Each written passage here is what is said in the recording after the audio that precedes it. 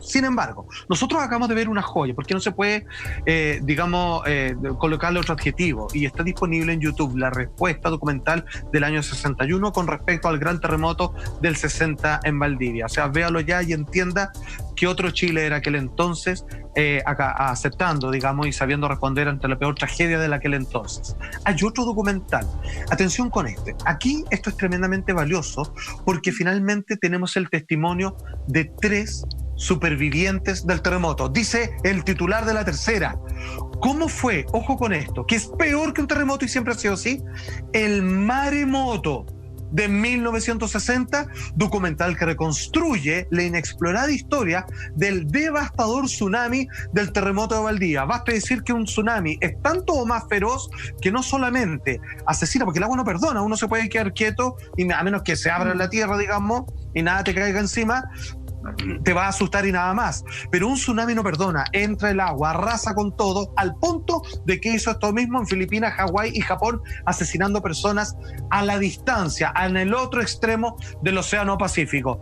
Entonces, este testimonio, y con respecto a las personas que sobrevivieron y que en carne propia sintieron lo que es pensar que se venía el fin del mundo, así literalmente, es algo que queremos compartir con ustedes el día de hoy. El mar se secó para adentro. Mirábamos el mar siempre, cuando de repente viene, se levantó como un volcán así del mar y salió. Y justo pasó a arrasar a donde nosotros trabajábamos. Y pasó y salió así una tira de agua. Y después nosotros alcanzamos a salir con lo puesto, nada más. Todo destruido, estos campos era pura tierra. Los matorrales, los bosques, los fue dando vueltas, los tenía para arriba, los amontonó todo. Todo lo que es bajo aquí lo llevó al mar. Cambió el paisaje porque aquí habían pampas aquí al frente del otro lado de este río, acá de ese bajo. Habían estos bosques aquí altos. Las playas, que habían 500 metros de playas de arena aquí al lado del océano.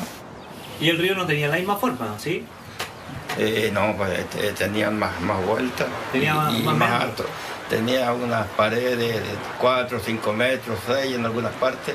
Ahora quedó todo plano. Nosotros los ganamos a firmar la casa, ¿no? Pues nunca lo corrimos, transcorrimos que la mar podía salir, pues y la mar de aquí no lo gobernaste, niño. Así que cuando nosotros nos dimos cuenta, teníamos un bote en el río. El bote estaba paradito para arriba donde estaba ahorcado abajo, hasta que reventó el cordel del bote. Y ahí cuando nos dimos cuenta, la mar subió arriba del potrero del campo, y así la mar.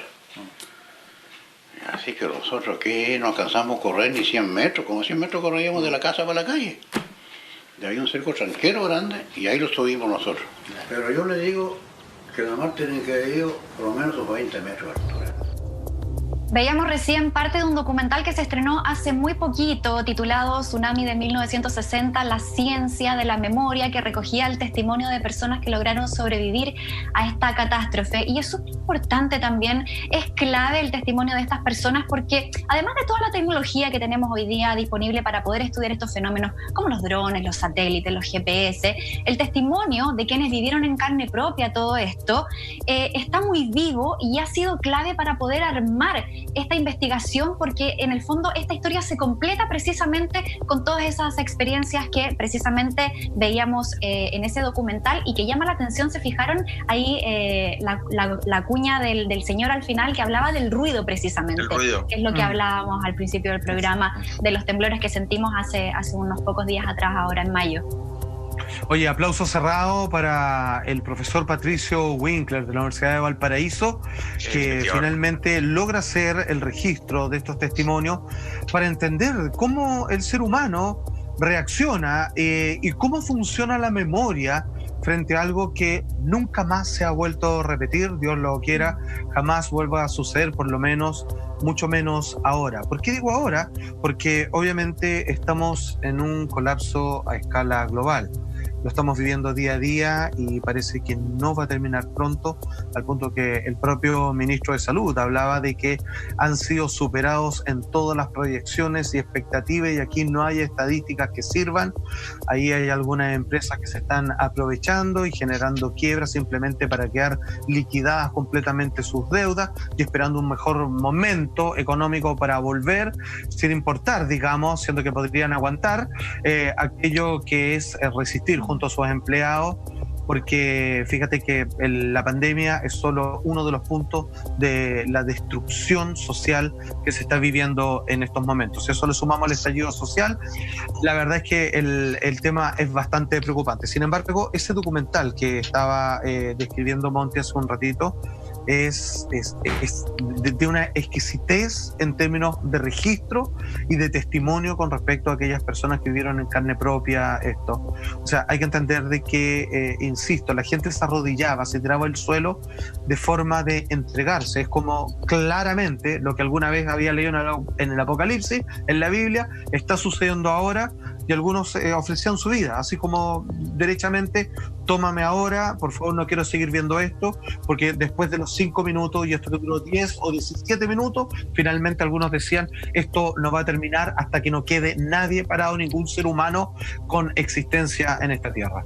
Eso es clave lo que tú dices, Alfate, porque además este terremoto del 60 venía precedido de varios movimientos bien fuertes, ¿cierto?, en otras regiones. Entonces, en un contexto sociocultural distinto al que vivimos hoy día, en un contexto donde además la religión era mucho más importante que hoy día, hay muchas personas que efectivamente pensaron que esto era prácticamente un castigo divino, a tal punto que se llegó, y según la historia, investigado, y en algún momento existieron personas detenidas justamente por esto.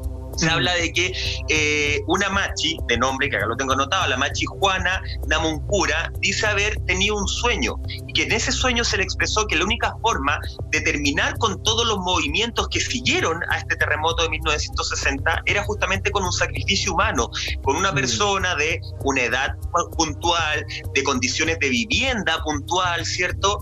Y según la historia, que el mito y la leyenda se empieza a mezclar con la realidad, efectivamente se habría llevado un sacrificio humano a raíz de este sueño que habría experimentado esta machi.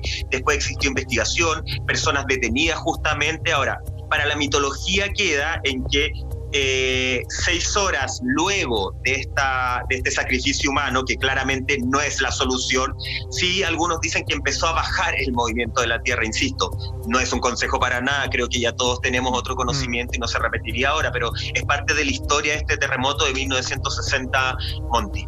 Así es, bueno, claramente la cultura también ha cambiado en hartos aspectos, pero